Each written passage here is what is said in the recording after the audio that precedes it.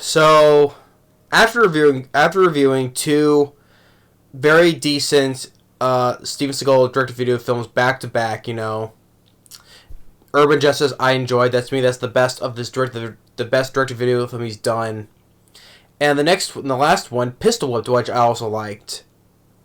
Steven Seagal did very decent in those movies. Sadly, though, now I'm getting back into the shitter now with another very shitty film he's done. He does. Sucks. Two decent ones back to back, now back into another very shitty one called Kill Switch from 2008. So yeah, once again, back with more bad ADR and more body doubles and more, and ones in very bad editing. Very, very piss poor bad editing. Steven Seagal, yeah. And most of this cast just sucks. I mean, the only notable actor I know is in this, and it's sad. This is one of the last films he did before he passed away. Isaac Hayes, yeah, Chef from South Park, is in this. This is one of the last films he did before he passed away. It was this, and I think it was Return to Sleepaway Camp. So wow, the last two films he did before he passed away, it was starring two shitty movies. I don't know what was worse, but I think this one is worse than Return to Sleepaway Camp because at least it had no bad ADR and it had no that film had no bad ADR or piss poor editing. But yeah, Isaac Hayes, rest in peace, Isaac Hayes. Though I'm not a fan of South Park. I never was, but I never thought that his voice as Chef was bad though. But the only chuckle I got with Chef from South Park was in the first season, the zombie episode with the pink eye was called, and he was at the doctor's office when the zombies burst through the door. He screams, "Ah!" and then he goes and jumps out the window. That was the only chuckle I ever got. Not only just the character of Chef, though, but from South Park, though. Like I said, I never was a fan of South Park. My brother likes South Park, but I never was.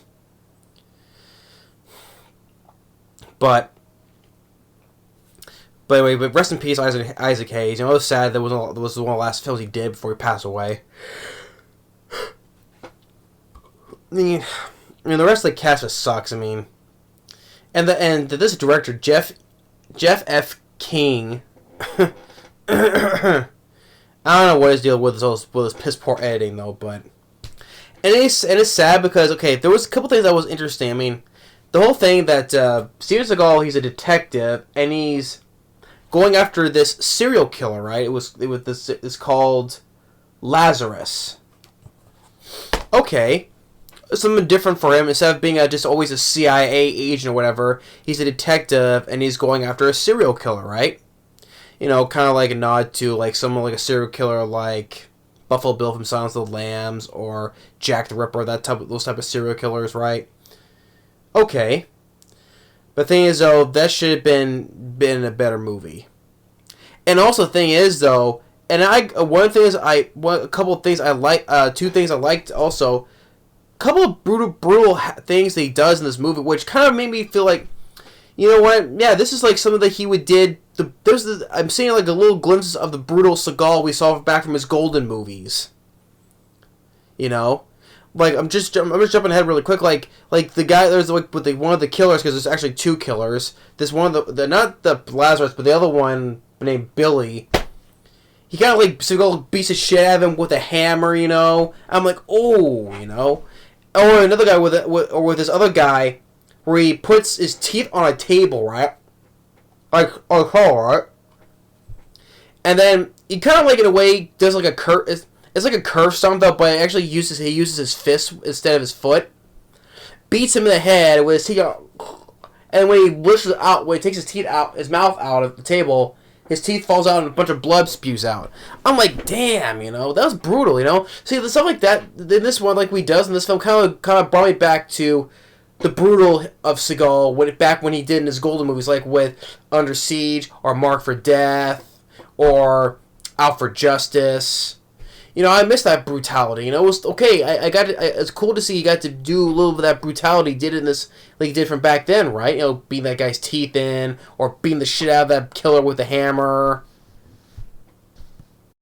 Okay. That was cool to see. Like he got to do some brutal things, like he did back then. But I wish it was in a better movie, sadly, because this film is so poorly edited, so much. Okay. What do I mean by very poor edited? Okay. Like with that guy, this guy, one of the killer, like the second killer named Billy, right? Seagal kicks this guy out the window, and it's so poorly edited. The guy gets kicked out of the window like about 6-7 times, like from different angles, right? The guy gets kicked out of the window from like 7 different angles, like he gets kicked out of the angle here, like, or in this way, like every angle that you could probably get around. The guy gets kicked out of the same window 6-7 times from a different angle. I'm like, jeez, okay, or like a very edit like say like if he pulls out his gun, he starts pulling out like this. And then it cuts the part, and it cuts this part where he, like this, right? Pulls a gun like this, but it cuts the middle part, like this part right here, where it just goes like this, and then cuts to right here, where it's already out like so. So the middle part is cut. This middle part is cut, just goes like, and then that happens so much in this movie where it just cuts like a middle part is cut out of it, where it just goes starts at the start and then to the end, but no middle is cut out of it. That happens so much in this movie, like so much quick camera. I'm like, this is so. What was the term? Schizophrenia. It's so schizophrenic, and it's editing so much. It was starting to piss me off. I'm like, stop it. I want to be like Tom Atkins from Halloween 3: Season of the Witch, and he was like, stop it. I just want to yell out, stop it! Stop it! With this editing, just... I mean, why do you have to show the guy get kicked out of the window like 6-7 times? Why do you have to cut the middle of when he's pulling a gun out, he starts like this, and then cuts like this right there? I don't know why they do why. Was it try to be like, stylish or flashy, whatever? It doesn't work. It's just annoying.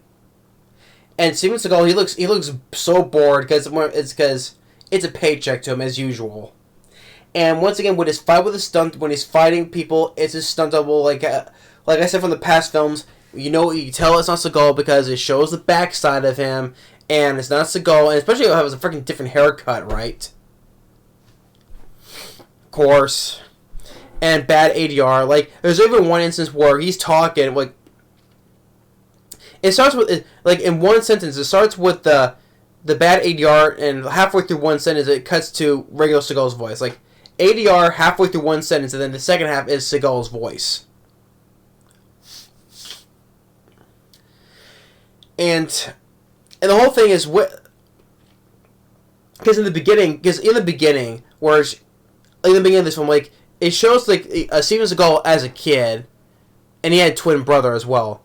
And if it's supposed to the same kid who looks like Seagal, a young Seagal, I'm like, this kid doesn't look like what Seagal will grow up to be. Doesn't even look like him when he grows up. Doesn't even look like Seagal at all. And he tries to do with us like a southern type accent, or was it Cajun accent or wherever. He tries to do like that type of accent, but he fails on that. And he especially looks so bored out of his mind. And like I said, when he fights people, it's a stunt double from the back. But also when it is Seagal, it's a close up like this, and he's doing this close up like that though. And other characters, he has a partner by the name of Chris Thomas King. This guy is actually a blues blues musician though. So there's not much to him because he's a musician, but he plays a cop. And then there's this FBI woman who is not memorable at all and just forgettable. I mean, and Isaac Hayes, he pops up like about in 2 scenes as a coroner. And the whole thing hunting a serial killer, that kind of makes it seem like it's different, But I think I wish it was all that and was in a better movie. Steven Seagal, he looks bored. And just jumping ahead really quick, like I said, because I mean, the film is boring though, especially it's too much focusing on this bad, poorly edited, schizophrenic editing. And like I said, also at least with two killers, because the other guy named Billy, they kicked out the window 6-7 times, But it was nice Seagal beats the crap out of him with a hammer. And then I know I'm jumping all over the place, but what else is there? The rest of the film was boring. I mean, you get this very boring chase where he's in a tunnel against the bad guy, and he shoots the guy after we get the guy got his teeth knocked in, right? Later, the guy gets shot in the back, and then like so this boring tunnel chase scene where it's obviously not Seagal, it's a stunt double. He gets hit by a pipe, and the Lazarus guy gets arrested. For what I remember, but the other killer, Billy, gets beaten to death. Get beaten with a hammer. The FBI woman, she gets into a fight with some other guy as well, but it's not. I think it was there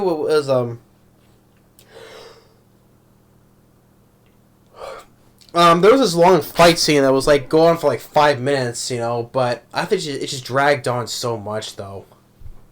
With Seagal, just like I said. I mean, I don't have to turn around. I mean, it's like because I said this time before when it's always shot from his backside, and especially when it looks like a different haircut, And then really, and this just comes out of nowhere, where by the end of the movie, just out of nowhere, all of a sudden he has a family. He has a Russian wife and kids, and then just for the sake of it, let's have the Russian wife show her tits, basically. Just, because, it seems like, he likes it, But all that just came out of freaking nowhere. I'm like, where did this Russian family? We never knew he had he had a family, Russian wife, kids, whatever. And just for the sake of hey, let's have his wife, the Russian wife, show her tits, flash it. But that just came out of freaking nowhere.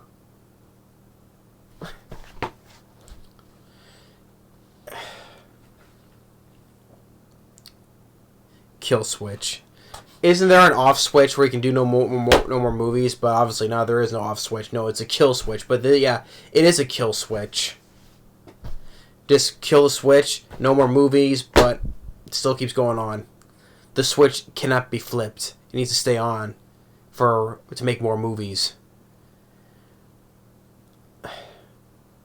I mean, it's boring. Steven Seagal looks bored, and like I said, the ADR when it's not his voice, or even a sentence, like it cuts like half a sentence is ADR, the rest of the sentence is back into his voice. It's hard to see these bad ADRs and stunt doubles. I mean, like I keep on saying, whoever does the stunt doubles for Seagal, even when it doesn't look like him though, should get credit on all these movies. They deserve more credit because Seagal is barely, he barely does anything anymore.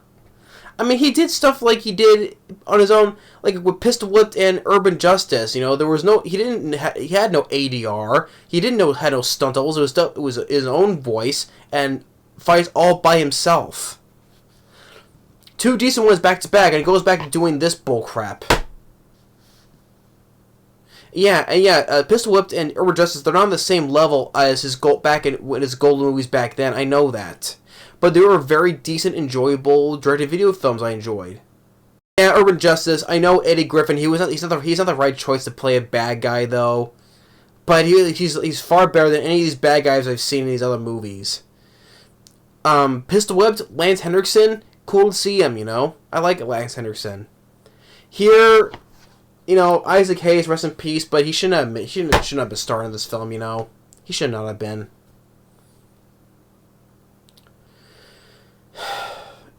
And yeah, it was a waste of an idea of going after like a serial killer type of, like in the vein of like Jack the Ripper, because it was because although it was or Buffalo Bill, because they were targeting women though, but and also a stupid thing with the killer though. He gets this one woman, he beats her with this toy doll. I'm like, why this electric toy doll?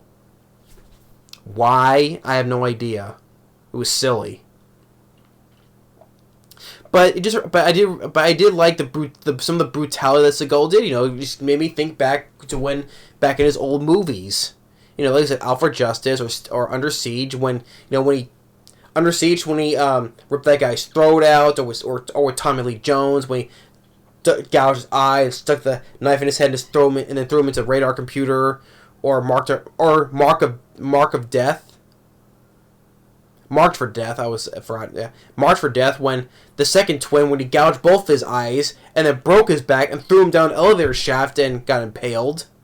Or Out for Justice, when he beat the living crap out of William Forsythe. Or speaking with broken teeth, with that one guy with a cue ball knocked his teeth out, and And I miss that brutality of Steven Seagal. Yeah, it was cool to see he got to do some brutal stuff in this movie. Yeah, like with the guy almost kind of like sort of a curse stomp to the guy's teeth with this table, or beating the killer, the second killer, Billy, with a freaking hammer. Beating the crap out of him, just pound and pound. Those are the best things I've seen in this movie. But I wish there wasn't a better, properly made Steven Seagal film. Not this bad bullcrap direct-to-video bullshit.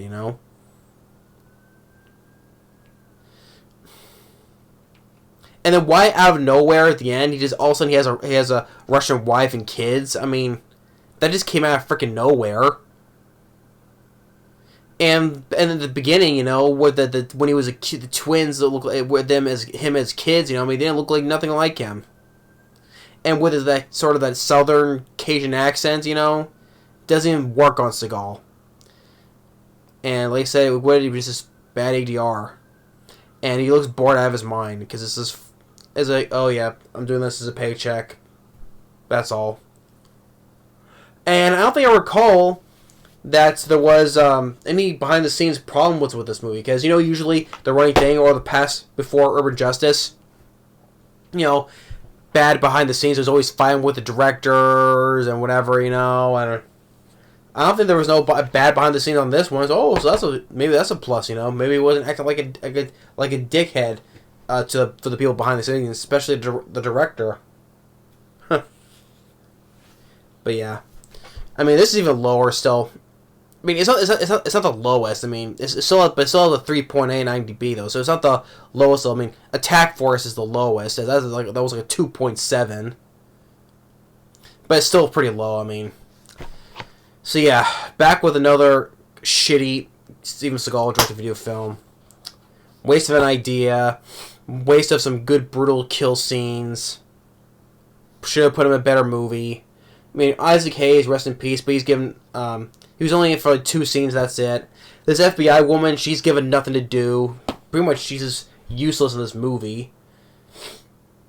Chris Thomas King as the blues guy, the musician, who's the detective. He's there, but he's just alright. Okay. The rest of the cast sucks, and they didn't do nothing. So yeah, and once again, very piss poor, bad editing. Like I said, why is when the guy gets kicked out of the window like 6-7 times, different angle, different shots, or with a bad editing where one part starts like this, then cuts the middle out, and then all of a sudden it starts like this. Such bad poor. I mean, God, 2 decent ones back to back, and it goes back doing this shit now. Great. Yeah, kill switch. Please just kill the switch. Pull the plug. But yeah, that's Kill Switch from 2008. I don't know what more I can say. I mean, yeah, waste of an idea of going after a serial killer, but just wasted. But thanks for watching. Stay tuned because now another one which I thought could have been cool, but wasted once again. But I'll save that for the next review. But Kill Switch. Jeez. But anyway, later.